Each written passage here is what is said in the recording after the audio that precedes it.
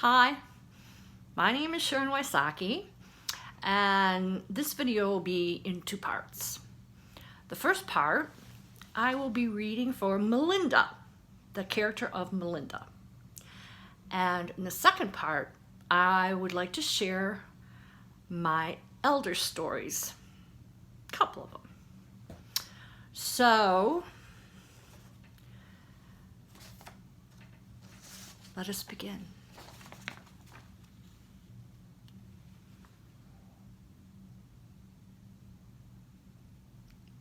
I never had the patience for that, Daisy. How do you even see those tiny pieces? I like puzzles because they keep my hands and my mind active. That's why I watch TV with a remote. I got rid of hours the day John passed. I hated that thing. Really? How do you stay up on all the current happenings then? My daughter gifted me with this little special magical box.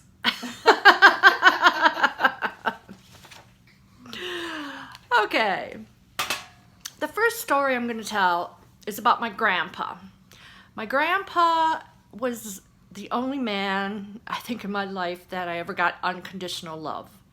But he died when I was 5 or 6.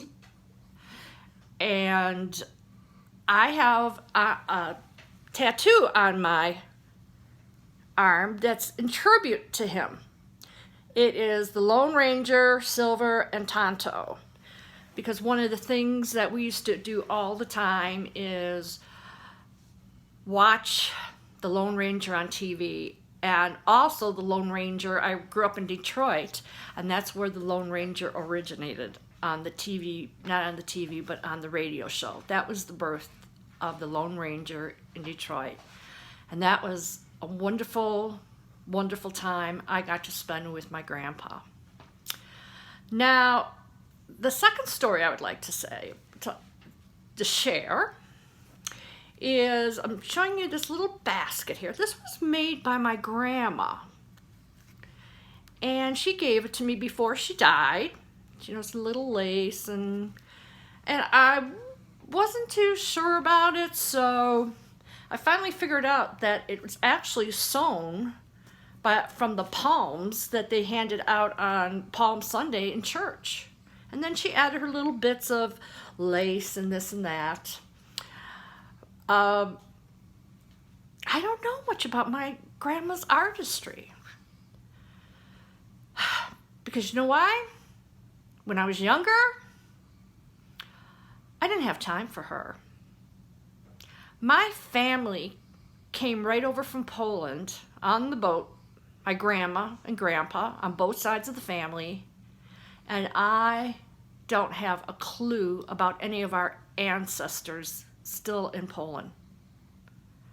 Because, you know what? I could not spend the time with my grandma because there were so many other things I needed to do.